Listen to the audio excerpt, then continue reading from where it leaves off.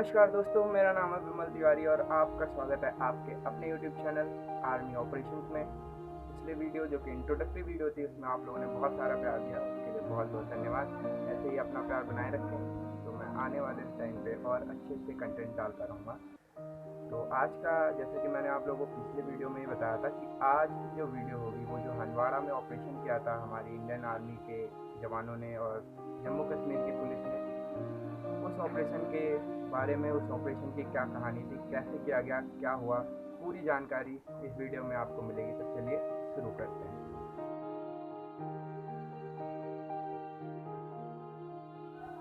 तो दोस्तों, बात है ये 28 अप्रैल की। जगह है कुपवाड़ा डिस्ट्रिक्ट, जम्मू कश्मीर का। तो कुपवाड़ा डिस्ट्रिक्ट में एक छोटा सा टाउन है हंदवाड़ा। तो सेना को जानकारी मिलती है कि हंदवाड़ा के जंगलों में कुछ मिलिटेंट छुपे हुए हैं और वो बड़ी कार्रवाई को अंजाम देने वाले हैं। सामान्यतः जब ऐसी खबर मिलती है तो सेना कॉर्डन एंड सर्च ऑपरेशन जारी करती है और जो भी आतंकवादी होते हैं उनको ढूंढकर उनको निष्क्रिय कर दिया जाता है। तो वैसा ही कुछ यहाँ पर भी शुरू किया गया। इस ऑपरेशन में 21 राष्ट्रीय राइफल्स और जम्मू कश्मीर की पुलिस ने साझा ऑपरेशन किया ये, और 28 अप्रैल को ही कॉर्डन एंड सर्च ऑपरेशन चालू कर दिया गया। तो पहली बार जब इनकी सेना का और आतंकवादियों का जो आमना सामना होता है वो होता है 21 मई को दोपहर 3 बजे राजा कासा नाम के जंगलों में। सेना और आतंकवादियों का पहली बार मुठभेड़ होती है, बहुत ही ज़्यादा भारी गोलाबारी के बीच, लेकिन वो जो आतंकवादी होते हैं वो भागने में कामयाब हो जाते हैं। सेना और पुलिस अपनी कार्रवाई को लगातार जारी रखती है और इस बीच खबर मिलती है कि आतंकवादी जो भागे थे वो पास के ही एक रिहायशी इलाके में जाकर छुप गए हैं और एक घर में को उन्होंने कैप्चर कर लिया है और उसके 11 लोगों को उन्होंने बंदी बना लिया है। उस घर में रहने वाले 11 लोगों को उन्होंने बंदी बना लिया। खबर मिलते ही पुलिस, जम्मू कश्मीर पुलिस और सेना के 21 राष्ट्रीय राइफल जो कि ऑपरेशन को लीड कर रहे थे, ऑपरेशन को लीड करने वाले थे colonel Ashutosh Sharma, company commander 21 Rashtriya rifle major Anuj सूद। तो सेना और पुलिस सतर्क हो जाती है और वो उस इलाके में पहुंचती है जहां पर आतंकियों के होने की खबर मिली थी, जहां पर आतंकियों ने 11 लोगों को कैप्चर कर लिया था, उस घर को कैप्चर कर लिया था, 11 लोगों को बंदी बना लिया था। और वहां पर पहुंचकर पूरे इलाके को खाली करा दिया जाता है। और सामान्यतः जब ऐसे ऑपरेशन होते हैं, जब घर में लोगों को बंदी बना लेते हैं आतंकवादी, तो उस एरिया को 3 जोन में डिवाइड कर देती है सेना। रेड जोन होता है कि जो जिस घर में उनको बंदी बनाया जाता है उसके 100 मीटर के लगभग आसपास के इलाकों को रेड जोन बोलते हैं। उसके थोड़ी और आसपास के इलाकों को दूसरे जोन में बांटा जाता है, ऑरेंज जोन में। उसके आगे फिर ग्रीन जोन, और रेड जोन में आर्मी फ्रंट में लीड करती है, उसके पीछे सेना होती है, फिर और भी अर्धसैनिक बल होते हैं जो कि इलाके में इस चीज़ के लिए, क्योंकि आप लोगों ने देखा होगा कि सामान्यतः पहले क्या होता था कि जैसे आतंकवादियों को सेना या पुलिस कार्रवाई करके उन्हें निष्क्रिय करने जाती थी तो पत्थरबाज आ जाते थे। तो अब सेना ने अपने कार्य को करने की शैली में थोड़ा बदलाव किया है, वो अब जोन में डिवाइड कर दिया है। तो फिर जो सामान्य नागरिक हैं वो उस ग्रीन जोन में भी एंट्री नहीं कर सकते थे जहाँ पर सेना के जवान जहाँ से उस ऑपरेशन को अंजाम दे रहे होते हैं। तो ये ऐसा किया गया। तो फिर जब पहली बार, अब बात करते हैं इस ऑपरेशन की जिसकी मैं बात आज स्टोरी यहाँ पर सुनाने वाला हूँ आप लोगों को। ये शुरू किया गया और जब पहली बार सेना उस रेड जोन में एंट्री करती है तो उस घर से जहाँ पर वो आतंकी छुपे होते हैं उसके एक कोने से फायरिंग की जाती है। सेना को एग्जैक्ट लोकेशन पता चल जाती है कि आतंकवादी कहाँ छुपे हुए हैं। तो सेना के जवानों को ये पता चलता है कि उन्होंने 11 लोगों को कैप्चर कर रखा है। तो सामान्यतः ऐसी जगहों पर, ऐसे केसेस में सेना ये करती है कि जिस घर में आतंकी छुपे होते हैं उस घर को ही उड़ा दिया जाता है और मिनिमम नुकसान हो, ऐसा ही कुछ ऑपरेशंस में किया जाता था। लेकिन यहाँ पर वो ऐसा नहीं किया गया क्योंकि जो हमारे कंपनी कमांडर और जो हमारे कर्नल थे उन्होंने कहा कि जो हमारे 11 लोग छुपे को पकड़ रखा है आतंकवादियों ने, उनकी जान हमारे लिए बहुत कीमती है, वो हमारे निर्दोष नागरिक हैं और हमें किसी भी कीमत पर उनकी जान बचानी है। तो ऐसे में 5 लोगों की एक टीम बनाई गई जिनको ये टास्क दिया गया कि वो घर के अंदर घुसेंगे, उन 11 लोगों को बचाएंगे जिनको आतंकवादियों ने कैप्चर कर रखा है। तो उन 5 लोगों में थे 21 Rashtriya rifle colonel Ashutosh Sharma, company commander major Anuj Sood, naik Rajesh, lance naik Dinesh Singh और sub inspector Jammu Kashmir police Pathan Qazi. आप लोगों को एक चीज़ और ध्यान में यहाँ पर रखनी होगी कि पहले ये ऐसा नहीं होता था। अब आप लोग यहाँ पर देखते होंगे सामान्यतः कि अब ऑपरेशंस में सेना जम्मू कश्मीर पुलिस को भी अपने साथ लेके चलती है। तो ऐसा क्यों होता है? ऐसा इसलिए होता है क्योंकि जो लोकल ज्योग्राफिकल कंडीशंस होती हैं, लोकल के लोगों से बातचीत और उनके साथ समन्वय बनाने की जो कला लोकल्स के लोगों के पास होगी, वो सामान्यतः नहीं होगी हमारे जो सेना के जवान हैं। इसीलिए जो जम्मू कश्मीर के पुलिस है उसको हम ऑपरेशन में लेते हैं क्योंकि उसको लोकल की हर जगह की जानकारी अच्छे से होती है। तो लोकल पुलिस को ज़रूर इन्वॉल्व किया जाता है ऐसे ऑपरेशन में, और इसके बहुत ही माफ़ कीजिएगा, बहुत ही अनुकूल इसके परिणाम हमें देखने को मिले हैं। और आने वाले टाइम में आपको और भी अच्छे ऐसे देखने को मिलेंगे क्योंकि अब जम्मू कश्मीर पुलिस में भी हमारे बहुत सारे देशभक्त जवान हैं जो हमारे देश के लिए कुछ भी करने के लिए हमेशा तैयार रहते हैं। तो यहाँ पर ये मैं आपको एक्स्ट्रा ये बता देता हूँ कि जम्मू कश्मीर पुलिस को क्यों इन्वॉल्व करते हैं ऑपरेशंस में। तो अब ऑपरेशन शुरू हुआ, 5 लोगों की टीम बना दी गई और वो 5 लोग बैक डोर से उस घर में एंट्री करते हैं। और एंट्री करते हैं उस समय शाम का समय था, लगभग 5:30 बज रहे थे जब वो लोग उस घर में घुसते हैं। घर में घुसने के साथ ही ज़बरदस्त गोलीबारी होती है, दोनों तरफ से फायरिंग होती है। आतंकवादी भी भारी एम्यूनिशन से लैस थे वो लोग और तमाम तरह के अत्याधुनिक हथियारों के साथ वो गोलीबारी करते हैं। दोनों तरफ से गोलीबारी होती रहती है, सब कुछ ठीक चल रहा होता है। लेकिन इस बीच 6 बजे के आसपास जो अंदर हमारे जवान गए थे सेना के, उनसे बाहर खड़े जो हमारे सेना के और जम्मू कश्मीर पुलिस के अधिकारी थे, उनसे संपर्क टूट जाता है और पता नहीं चल पाता कि अंदर क्या हो रहा है। तो ऐसे में क्या होता है कि जो अंदर हमारे जवान घुसते हैं वो लोकेशन बताते हैं कि इस लोकेशन पे घर में यहाँ पर आतंकी हैं। तो जो सेना के स्नाइपर्स होते हैं वो टारगेट करते हैं उस एरिया को और डिस्ट्रॉय कर देते हैं अपने टारगेट को, जो कि आतंकी होते हैं। तो जब अंदर से और बाहर के लोगों का जब कम्युनिकेशन ही नहीं हो रहा है तो एग्जैक्ट लोकेशन का पता ही नहीं चल पा रहा था कि हो क्या रहा है वहाँ पर। अंदर उन लोगों ने ऑपरेशन को लीड कर रहे थे जो हमारे मेजर कर्नल आशुतोष शर्मा और कंपनी कमांडर मेजर अनुज सूद। ये अंदर घुसते गए, गोलीबारी चलती रही, आतंकी पीछे हटते गए धीरे धीरे, क्योंकि इधर 5 लोगों की अम्यूनिशन फायरिंग और उधर 2 लोगों की अम्यूनिशन, 2 बेसिकली आतंकवादी उस घर में छुपे हुए थे, 2 लोगों की फायरिंग। तो वो आतंकी पीछे हटते गए, लेकिन और ऐसे में उन्होंने उन 11 जो हमारे सिविलियंस थे उनको छुड़ाने में कामयाबी मिल गई। लेकिन फायरिंग में बहुत ही अत्याधुनिक फायरिंग चल रही थी, तो और वो लोग घर में छुप कर फायरिंग कर रहे थे। आप लोगों को पता होगा कि पिछले साल एक डीसीपी जम्मू कश्मीर पुलिस की भी ऐसे ही छुपकर फायरिंग में उनकी भी मृत्यु हो गई थी। उससे पहले एक मेजर की मृत्यु हो गई थी, ऐसे ही छुपकर आतंकवादियों ने फायरिंग करी और उनकी भी मृत्यु हो गई थी। तो ऐसे ही फायरिंग वहाँ पर चल रही थी। तो फायरिंग बहुत भारी हैवी सेलिंग थी, बाहर से कम्युनिकेशन नहीं हो पा रहा था।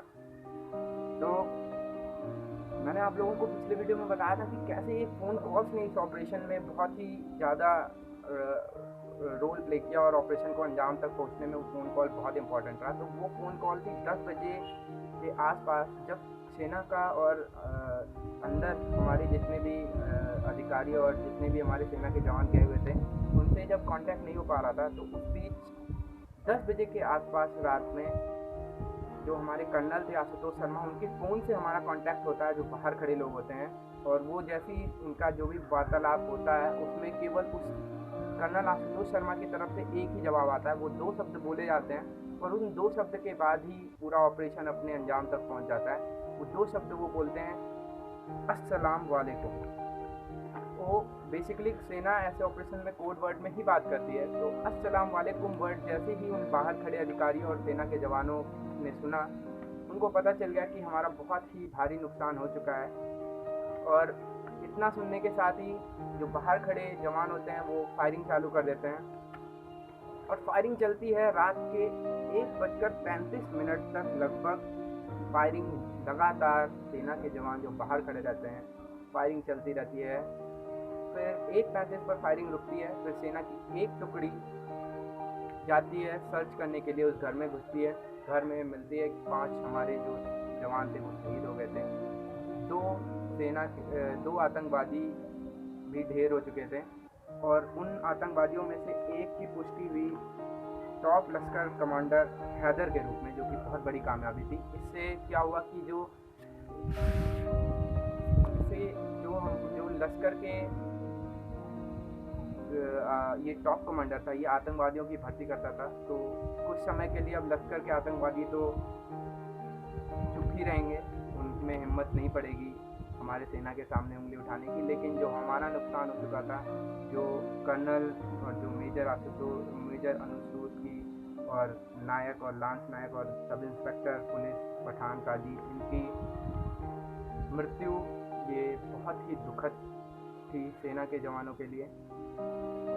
फिर उसके बाद कॉर्डन एंड सर्च ऑपरेशन को बंद किया जाता है, और इन लोगों को इनके परिवारों और पोस्टमार्टम और जो भी इनकी उसके बाद की जो सेना की कार्रवाइयाँ होती हैं वो सब करने के बाद इनके परिजनों को इनके सौंप दिए जाते हैं। और एक चीज़ अगर आप लोगों ने नोटिस की हो, बहुत ही अच्छी है, ये मेरा भी बहुत मानना था, बहुत पहले से मैं ये सोचता था कि जो आतंकवादी लोकल्स के भी कुछ लोग जो आतंकवादियों के साथ मिल जाते हैं, तो पहले आमतौर पर क्या होता था कि सेना इन लोगों को जब इन लोगों को मार देती थी, डिस्ट्रॉय कर देती थी, तो इनके जो 100 होते थे इनके परिजनों को सौंप देती थी, और ऐसे में बहुत ही भारी भीड़ इकट्ठा होती थी उनमें। और जो आतंकवादी होते थे वो इसका बहुत फ़ायदा उठाते थे।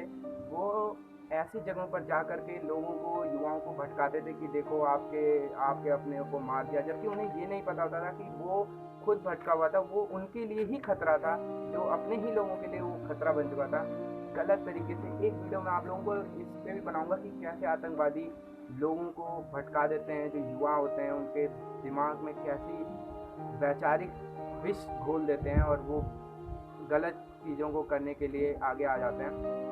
तो वो ऐसी जब इन आतंकवादियों के अंतिम संस्कार में जा कर के और लोगों को भटकाते थे, तो अब सेना ने एक नया पैटर्न चालू कर दिया कि अब जो आतंकवादी मारे जाते हैं उनके 100 को उनके परिजनों को नहीं सौंपा जा रहा है, क्योंकि मेरे हिसाब से पर्टिकुलर बहुत ही अच्छी बात है। क्योंकि मुझे नहीं लगता है कि किसी आतंकवादी को इतना वो देना चाहिए कि उसका अंतिम संस्कार हो और उसके भी गलत ही परिणाम मिल रहे हैं। अगर वो शांति से चलिए, अगर अपना अंतिम संस्कार कर लें तो अच्छी बात है, कोई बात नहीं, हमें भी कोई तकलीफ नहीं होगी। लेकिन उसका अगर गलत तरीके से यूज होगा तो ये बहुत गलत है, दुर्भाग्य भी है। तो सेना ने अब नया तरीका अपना लिया है कि उन्हें वहीं डिस्ट्रॉय कर देते हैं और उनका खुद ही अंतिम संस्कार कर देते हैं मानवाधिकार के तौर पर। ये ऐसा भी नहीं हो, क्योंकि हमारी सेना विश्व में अपने मानवाधिकारों के लिए बहुत ज़्यादा फेमस है, जिसका एक एग्जाम्पल आपने यहाँ पर भी देखा होगा। सेना अगर चाहती तो उस घर को उड़ा देती और ये हमारे 5 जो जवान शहीद हो गए वो बच जाते, लेकिन ऐसा नहीं हुआ। उन्होंने उन 11 लोगों को, जो 11 हमारे सिविलियन छुपे हुए थे, उनकी जान की कीमत ज़्यादा समझी और उन्होंने अपने जान की कीमत ना लगाते हुए और अपने बलिदान दे दिया। आपको ये पता होना चाहिए कि किसी कर्नल और मेजर की पोस्ट तक पहुंचना कोई आसान काम नहीं होता है, बहुत मेहनत लगती है, कितना वर्क टाइम लगता है, मैंने आपको पिछली वीडियो में बताया था। बहुत मेहनत लगती है लोगों को वहां तक पहुंचने में, और 1 सेकंड में उन्होंने अपने देश के लिए अपना प्राणों का बलिदान दे दिया। आप लोगों को इनके बारे में पता होना चाहिए। मैं कुछ बहुत ही अच्छी इंफॉर्मेशन लेके आया था। तो जो कर्नल आशुतोष शर्मा है, ये पहले ऐसे ऑफिसर रैंक के अधिकारी हैं जिन्हें गैलेंट्री अवार्ड मिला है। तो बेसिकली ये ऑफिसर्स को नहीं मिलता है, क्योंकि ऑफिसर ज़्यादातर अब पहले क्या होता था कि जो ऑफिसर्स होते थे वो उतना फ्रंट से लीड नहीं करते थे, जो हमारे सैनिक होते थे वो आगे की पंक्ति में खड़े थे। लेकिन अब ट्रेंड बदल रहा है, अब सेना के जो ऑफिसर्स हैं वो फ्रंट से लीड करते हैं। तो इनको अभी लगभग पिछले साल या 2018 में 15 अगस्त को शायद कर्नल आशुतोष शर्मा को गैलेंट्री अवार्ड देने का निश्चय किया गया था और उसके बाद इन्हें 2 गैलेंट्री अवार्ड मिल चुके हैं। एक मैं इंसिडेंट छोटा सा मैं आपको बताना चाहूँगा कि एक आतंकवादी इनकी कर्नल आशुतोष शर्मा जी के जो जवानों की तरफ दौड़ रहा था फायरिंग करते हुए, और इन्होंने एक ग्रेनेड से ही उस आतंकी का काम तमाम कर दिया था। तो उस कार्य के लिए इनको गैलेंट्री अवार्ड मिला था, जो कि पहला ऐसा केस था कि किसी ऑफिसर को ये अवार्ड दिया गया हो। और मैं बात करूँगा जो हमारे एसआई शकील काजी पठान, जो सब इंस्पेक्टर जम्मू कश्मीर पुलिस थे। ये जम्मू कश्मीर पुलिस में स्पेशल ऑपरेशन ग्रुप में भर्ती हुए थे, लेकिन इनका नाम काउंटर टेरर में अपने इलाके में पूरे कुपवाड़ा ज़िले में इनका नाम फेमस था, और प्रमोशन के साथ साथ ये सब इंस्पेक्टर के पोस्ट तक पहुंच गए थे। तो ये भी बहुत ही फेमस थे, काउंटर टेरर स्पेशलिस्ट थे। तो हमारे जो जवान शहीद हो गए थे, इनका बदला तो लेना ही था सेना को। और आपने सुना होगा कल की खबर में कि सेना ने बदला लेते हुए और 50 राष्ट्रीय राइफल्स की टीम और CRPF central reserve police force की 185 बटालियन और जम्मू कश्मीर पुलिस के साझा ऑपरेशन में टॉप कमांडर नाइकू को आतंकवादियों ने मार गिराया। हिजबुल के टॉप कमांडर था नाइकू के बारे में अगर हम बात करें तो ये हिजबुल का ऐसा लीडर मैं कहूँ या क्या कहूँ इसको, ऐसा लीडर था ये जो बहुत ही पढ़ा लिखा, वेल एजुकेटेड था, टीचर था ये मैथ्स का। और इस तरीके से इसने ही वो आइडिया दिया था कि कैसे जो आतंकी मरते हैं उनके जनाजों में जा करके लोगों को, जो युवा है उनको कैसे भटकाया जाए। ये विचार इसी नाइकू का था और इसकी मृत्यु बहुत ज़रूरी थी। बीते 3 सालों से ये आँख मिचौली खेल रहा था सेना के साथ, और कल इसका अंतिम दिन था। सेना ने ऑपरेशन के साथ इसके अंतिम जो इनके जिस चीज़ के लिए बने होते हैं मरने के लिए, तो वो उनको कल उनका इनाम उनको मिल गया है, और वो अपने ईश्वर को याद कर रहे होंगे अभी। नाइकू पर 12 लाख का इनाम था। बहुत ही पहचाना हुआ नाम है ये आतंकवादियों के बीच में। तो ये थी आज की खबर। कैसी लगी आपको ये वीडियो ज़रूर बताइएगा। पसंद आई हो तो लाइक कर दीजिएगा, शेयर करिएगा, सब्सक्राइब कर दीजिएगा चैनल को। और अगली वीडियो जो होगी वो मैं कोशिश करूँगा कि आप लोगों के लिए काफ़ी इंटरेस्टिंग कोई वीडियो लेके आई जाए। और मैं आपको बता ही देता हूँ कि अगली वीडियो क्या होगी। अगली वीडियो ऑपरेशन कैक्टस, जो इंडियन आर्मी ने, para commando, Indian army, navy, air force तीनों ने मिल के किया था ऑपरेशन कैक्टस। और ये पहला ऑपरेशन था आज़ादी के बाद जो भारतीय सेना ने बाहर जाकर, देश से बाहर कोई ऑपरेशन किया था। आप लोगों को लगता होगा कि कुछ लोगों को शायद पता भी हो या कुछ लोगों को ना पता हो कि सर्जिकल स्ट्राइक ही पहला ऑपरेशन नहीं था जो सेना ने बाहर जाके किया। उससे पहले भी ऑपरेशन किए थे सेना ने बाहर जाकर अपने देश से। तो उनमें से एक ऑपरेशन बहुत ही इंटरेस्टिंग, ये ऑपरेशन कैक्टस किया था हमारे पैरा कमांडो, इसमें नेवी, एयरफोर्स भी इन्वॉल्व थी। तो अगली वीडियो इसके ऊपर होगी, ऑपरेशन कैक्टस के ऊपर। तो कमेंट कर बताइएगा और भी आप लोगों को कौन कौन से सेना के ऑपरेशन के बारे में जानना है और कैसी ये वीडियो लगी ये भी कमेंट करके बताइएगा। तो फ्रेंड्स, पहली बार ट्राई किया है ऐसा कुछ अलग करने के लिए, तो अपना सपोर्ट बनाए रखें। और मैं कोशिश करूँगा और अच्छे के तरीके से इस वीडियो को आप लोगों तक पहुँचाया जा सके। कुछ ऐसा किया जाए कि कुछ और अच्छे ढंग से, कुछ और अच्छी चीज़ें इन्वॉल्व करके वीडियो को थोड़ा और इंटरेस्टिंग बना करके आप लोगों के बीच पहुँचाया जाए। तो अपना प्यार बनाए रखें, चैनल को सब्सक्राइब कर लें, अपने दोस्तों में शेयर करें और कमेंट ज़रूर करके बताएं कि क्या कमी थी, क्या अच्छा लगा आपको और क्या और करना चाहिए हमें कि आप लोगों को पसंद आए वीडियो। और अगले वीडियो बहुत इंटरेस्टिंग होने वाली है, तो वेट करें उसके लिए। तब तक के लिए बाय, टेक केयर, नमस्कार।